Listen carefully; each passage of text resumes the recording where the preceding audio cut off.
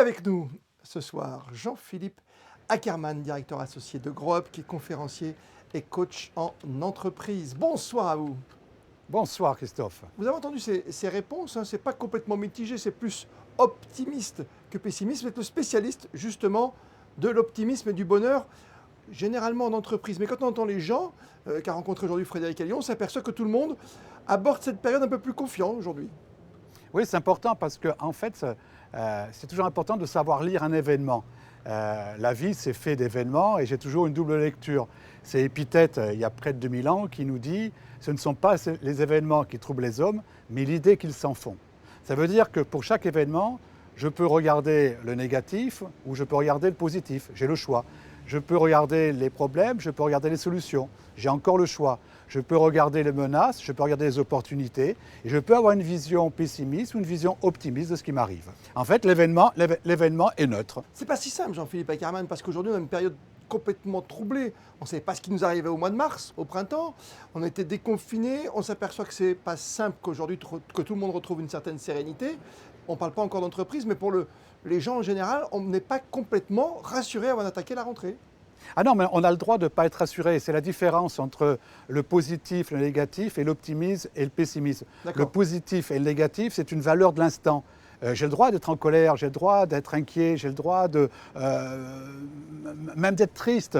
Mais optimiste et pessimiste, c'est un pari sur l'avenir. Est-ce que demain, ce Covid sera guéri? Est-ce que demain, le Covid, on va trouver un vaccin? Ça, c'est le pessimiste qui vous dit ça. Quand le pessimiste, lui, il vous dit « Ah non, c'est catastrophique, on ne va pas s'en tirer, quoi ». Il y a des gens qui se sont réinventés, restructurés aussi, comme dans les entreprises. Ah oui. Moi, j'ai beaucoup travaillé pendant le confinement avec des chefs d'entreprise en particulier et je leur demandais de revisiter leur pourquoi, leur mission de vie. En fait, pourquoi il faut un métier de chef d'entreprise? Quelle est leur mission de vie? Et je pense que dans un moment qui change comme aujourd'hui, où des personnes vont devoir faire d'autres métiers, il est important de se repositionner sur quelle est ma mission et quel est mon pourquoi. Mais ça a l'air si simple. Aujourd'hui, on va rentrer quand même, que ce soit pour les étudiants ou que ce soit pour les gens d'entreprise, aujourd'hui, les ouvriers ou toutes les personnes de bureau, avec une obligation certainement partout. On le voit chez nos voisins comme à Monaco peut-être un jour, peut-être l'obligation du masque partout, même en entreprise. Et honnêtement, c'est pas si simple que ça, même si par exemple les caissiers et les caissières le font. Hein. Oui, c'est pas si simple que ça. Et là, on revient sur le fait que ça me fait pas plaisir, que ça me gêne, que j'aspire mal. Mais bon. Est-ce que c'est pour demain soigner le Covid? Est-ce que c'est pour demain éradiquer ce virus? Ça ne me gêne pas de le porter, même si physiquement c'est une gêne. Mais ça ne me gêne pas sur l'aspect optimiste des choses, ça peut me gêner sur l'aspect au quotidien. Oui, mais Jean-Philippe Ackermann, on avance quelque part à pas compter. On ne sait pas de quoi demain sera fait aujourd'hui. Oui, on ne sait pas. Et c'est ça la notion de liberté. C'est qu'en fait, quand on est libre, on ne sait pas de quoi demain sera fait. Et en fait, on construit sa liberté. Tous les jours, on construit sa liberté. Même quand il n'y avait pas le virus, je ne sais pas de quoi demain est fait. Et je construis mon chemin, je construis ma liberté.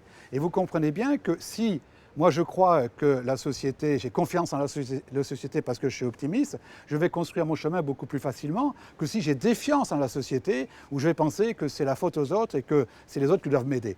Non, l'optimisme, c'est aussi une notion de liberté et de responsabilité individuelle. Mais quand on ne sait pas de quoi sera fait, encore une fois, demain, c'est très dur d'avoir le sourire toute la journée quand même. Alors, on peut se faire le souci, je vais vous dire. Moi, au mois de mars, j'ai perdu 100% de mon chiffre d'affaires. Je dis bien 100% de mon chiffre d'affaires. Mon activité, pendant 3 mois, a été arrêtée. Elle reprend à partir du mois de septembre. Je me fais le souci, je me dis que si demain, il y a une deuxième vague, de nouveau, mon activité va s'arrêter à 100%. Donc il y a de l'inquiétude. Il y a de l'inquiétude, pas de pessimisme, vous dites. Mais non, et bien sûr que j'ai de l'inquiétude, sauf que j'ai préparé, c'est ça l'optimisme, j'ai préparé au cas où il y a une deuxième vague qui m'empêche de faire des conférences en présentiel. J'ai créé des outils digitaux, j'ai créé des outils en vidéo, de façon à être présent sur le terrain et continuer mon travail et ma mission. Vous allez vous réinventer quelque part. C'est ça. Et je crois que c'est une période extraordinaire pour se réinventer. Rebondir, ne pas se laisser abattre, c'est ça? Rebondir. C'est merveiller des choses que l'on voit. Et alors, oui, une clé du bonheur, c'est l'émerveillement, c'est de savoir relativiser aussi ce qui nous arrive.